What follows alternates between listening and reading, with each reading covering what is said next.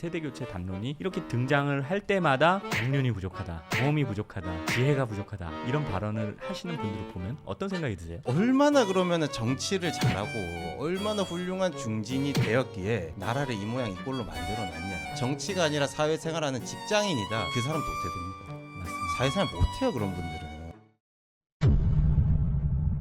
그럼 여기서 또 한 가지 동료 시민으로서 질문을 드릴 수밖에 없는데, 아까 말씀하셨던 그 홍준표 시장님의 얼라 발언도 있고, 일단 X세대를 위시로 한 세대교체 담론이 이렇게 등장을 할 때마다 아직까지는 경륜이 부족하다, 경험이 부족하다, 지혜가 부족하다, 소위 애들한테, 애송이들한테 맡길 수 없다는 말까지 나오고 있는데, 지금 우리 멤버들 중에서 가장 나이가 어린 김진호 대변인님 입장에서는 이런 말을 듣거나 이런 발언을 하시는 분들을 보면 어떤 생각이 드세요? 그러니까 소위 말하는 중진들이 이제 저희 같은 젊은 세대, 70년대 후반, 80년대 정치인들한테 이제 얼라다, 뭐 구상유치 얘기 많이 하는데 예. 한심하죠 듣고 있으면은. 저도 자식이 둘인데 제 입에서 어떻게 저 비린내가 나겠습니까? 우리 아들 딸 입에서도 저 비린내가 안 나고 밥 냄새 나고 입 냄새 나는데 그게 너무 짜증 나고. 그리고 그분들도 얼라일 때가 있었어요. 그렇죠. 그리고 제가 이제 항상 이런 질문을 받으면 하는 얘기가, 그러니까 얼마나 그러면은 정치를 잘하고 얼마나 훌륭한 중진이 되었기에 나라를 이 모양 이 꼴로 만들어놨냐. 예. 지금 대한민국 정치 맨날 비판받고 비난받고 지금 저희들까지 나서서 이렇게 바꿔야 된다고 말하고 그에 대해서 동의하는 분들도 너무 많지 않습니까? 네. 그분들의 이제 현실을 보여주는 거고요. 그분들이 처음 등장할 때 어떻게 등장했냐? 2004년도 노무현 전 대통령 탄핵 당시에 예. 열린우리당이 창당되고 그때 17대 총선이었습니다. 네. 지금 22대 총선이고요. 21년 전인데 그때 그분들이 초선 국회의원으로 대거 들어왔는데 네. 그 사람들 보고 탄돌이라고 했습니다. 탄돌이. 그 얼라들이 지금 20년 넘게 대한민국에서 지지고 볶고 다 해먹고 있다라고 하는 건데, 본인들이 초선일 때 그런 열정을 가지고 있었을 때 행우지를 조금이라도 하고 있냐, 나라의 중심을 잡아주고 있냐, 하나도 그거에 대해서 맞추고 있는 분들이 없습니다. 네. 그분들은 그냥 물리적인 나이가 이제 60대 환갑 넘은 노인이 됐는데 네. 정신 세계는 80년대 운동권이에요. 그러니까 제가 맨날 그분들을 비판하는 게 나이 먹은 대학생이라고 하거든요. 60 먹고 대학생인 거예요. 60 넘어가지고 대학생 노릇을 하는 건데, 만약에 그러고 사회생활, 정치가 아니라 사회생활하는 직장인이다, 그럼 그 사람 도태됩니다. 맞습니다. 사회생활 못해요 그런 분들은. 그런 막 얼라 논리, 그다음 너희는 아직 부족해, 아직 덜한데 본인들이 가지고 있었던 그 열기들, 그 열정들 가지고 계신지 한번 그런 걸 한번 되돌아봤으면 좋겠습니다. 제가 좀 하나 첨언하고 싶은 예, 거는, 말씀하십시오. 나이, 이제 우리가 지금 세대 담론 얘기를 하고 있잖아요. 네. 그래서 언더 73이라는 그 제목 이름 자체가 가지고 있는 이제 세대 교체라는 네. 뜻도 있고요. 이게 반드시 이게 나이의 문제만은 아니라는 말씀을 꼭 드리고 싶어요. 네. 왜냐하면 이제 지난 총선 때 이렇게 나가 보면 제가 좀 그래도 후보 중에서는 젊은 편이지 않습니까? 네. 제가 그때 만 40세였거든요. 네. 총선 때. 근데 그 실제로 저를 좋아해 주시는 분들은 제 연령대의 분들도 뭐 좀 좋아해 주셨지만 훨씬 더 많은 분들이 저를 좋아해 주셨는데, 그분들이 바로 저보다 훨씬 더 연배가 있으신 어르신들이었어요.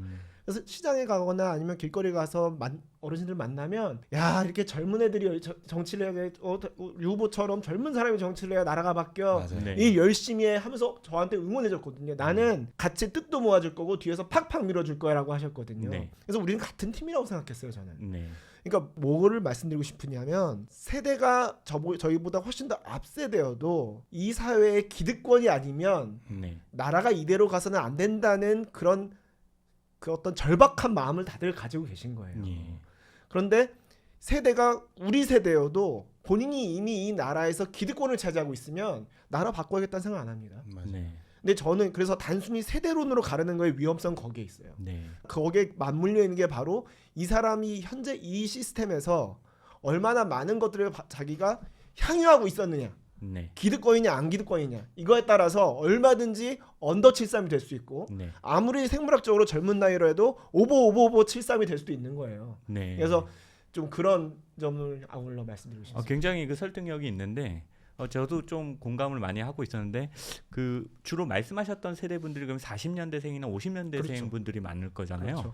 근데 지금 사실 지금 현재 2030 세대랑 40, 50년대생들이 이렇게 결합을 하는 또 그러한 상황도 많이 벌어지고 있고 한편으로는 이런 상황을 굉장히 586 세대는 소위 말해서 고깝게 보고 있는 상황이라서 이들의 연대는 한마디로 말하자 그러면 기득권 연대라고 오히려 그들이 얘기를 하고 결국 중국인들이나 어떤 여성을 소외시키기 위한 연대에 불과하다 이런 비판까지도 나왔었는데 이거에 대해서 박상수 위원장님 어떻게 생각하세요? 아까 김준호 대변인 얘기한 게 굉장히 잘 얘기를 했는데 아직 자기들이 대학생이라고 생각을 하고 있어요. 강남의 20억대 아파트에 살면서 그러면서 독일 3사 외제차를 끌면서 그러면서 아직 자기들이 학생회관에서 그 학식 밥을 먹고 있는 대학생이라고 착각을 하고 있어요. 네. 지금 이 상황이 지금 대한민국의 가장 큰 문제점입니다. 네. 지금 2030 젊은 층이요. 이 세대가 문재인 정부 때 올려놓은 집값 때문에 결혼도 못하고 집도 못 사고 있어요. 그래서 저는 진짜 2019년에 아파트 하나 당첨돼서 들어가지 않았으면 누군가가 나한테 막 그 처음 영입됐을 때 막 뭐 공격이 들어올 때 제가 그때 그 학원 강의한 거 가지고 공격이 들어왔다. 내가 돈 벌고 집 살려면 주말에 일할 수밖에 없었고 주말에 일한 거가 그것이고 그렇게 해서 돈 모아서 집을 산 거다. 그랬더니 그 사람들이 이제 그렇게까지 어렵게 해가지고 뒤늦게 집을 샀는데 어떻게 정치는 나와서 이렇게 묻는 소위 말하는 진보 매체 기자가 있었어. 내가 너무 열받아서 그 진보 매체 기자한테 뭐라고 답변을 해줬냐면 문재인 정부에서 집값 올려줘가지고요. 그 돈으로 제가 선거하네요. 내가 그랬어. 문재인 정부 때문에 내가 일량 몇 억을 번 덕분에 그 돈 좀 써가지고 내가 선거를 합니다. 그러면서 내가 이 워딩을 그대로 써주시죠. 내가 그랬더니 아니 뭐 그렇게까지 할 건 아니고요. 이러면서 이제 물러나는 거야. 그러니까 자기들은 아직도 그 화염병 던지고 그 학생 식당에서 밥 먹던 그 사람들인 줄 알아. 그러면서 요즘 어린애들이 사회의식도 없고 아니 지금 기본적인 생존 학력도 안 잡혀 있는 이런 친구들한테 제가 변호사가 되던 애가 2013년이었어요. 그때 당시에 마곡 지역의 아파트 분양가가 한 3억 정도 했습니다. 네. 저는 빚만 1억 있는 상태였거든요. 무일푼으로 시작을 했는데도 그래도 내가 변호사 생활하면서 열심히 돈을 모아서 한 4년 후는 돈을 모으면 저 3억짜리 집 한 채는 살 수 있겠지라고 생각을 했어요. 그렇게 생각하고 일하면서 아이 낳고 기르면서 근데 그 사이에 그 아파트 가격이 미친 듯이 오르는 거야. 네. 지금은 내가 만약에 2025년에 변호사로 시작을 했다.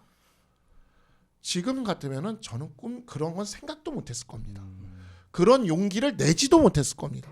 그 물만들이 이렇게 다 쌓여서 나오는 것이고 40년대생, 50년대생들은 지금 2030 세대들처럼 그러한 무일푼의 상황에서 시작했던 사람들. 전쟁 후 폐허 위에서 네. 젊은 세대를 시작을 했고 정말 무일푼에서 땅에 이렇게 그 고생하면서 이렇게 해왔던 사람들이거든요. 그리고 대부분 또 이런 세대들의 손주를 두고 있거나 이런 사람들이 이 자기 손주 세대가 겪고 있는 이 어려움과 고통에 대해서 이해하는 거예요. 네.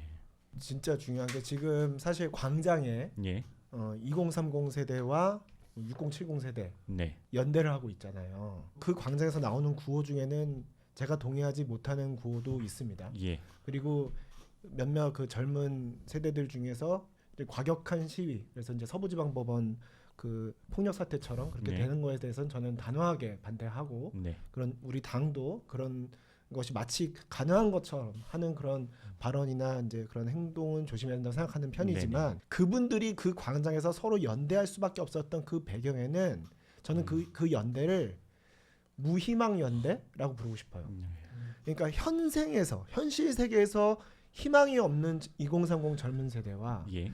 산업화 민주화를 겪어오면서 대한민국의 성장 가도를 밟아와서 이렇게 멋있는 선진국이 된 이 나라를 만들어온 어르신 세대 6070 예. 세대가 나는 이렇게 이 나라의 성공 가도를 밟아오면서 여기까지 살아왔는데 이 나라는 지금 봐보니 희망이 없고 젊은 세대는 지금 내가 살아갈 이 나라의 앞길을 보니 희망이 없고 그 무희망 속에서 그 양 세대가 그 먼 세대가 서로 연대를 하면서 만난 거죠. 네. 실제로 광장에 그 시위 현장을 가본 사람들 얘기를 들어보면 그렇게 대화들을 많이 한답니다. 네. 그렇게 젊은 세대와 어르신 세대가 모여서 335 모여서 왜 왔니? 네가 이 나라의 희망이다. 하면서 서로 얘기를 한다는 거예요. 네. 굉장히 어떤 감정적 라포까지 형성이 된다는 거죠. 그러면서 그 시너지가 더 폭발하고 있는 상황인데요. 일종의 화학적 결합을 그렇죠. 한다는 화학적, 말씀이죠? 그러니까 단순히 세대포 이론의 어떤 물리적 결합이 아니라 네. 진짜 양 세대가 엮이기 시작한 거죠. 예. 저는 그 현재 그 에너지가 가고 있는 방향은 좀 수정됐으면 좋겠어요. 네. 그 방향은 대한민국의 헌법 가치와 부합하지 않는 측면이 많습니다. 네. 하지만 우리가 그 방향을 조금만 바꿀 수만 있다면 그 네. 에너지는 이 나라를 더 좋은 나라로 만드는데 긍정적으로 쓰일 수 있는 강력한 에너지예요.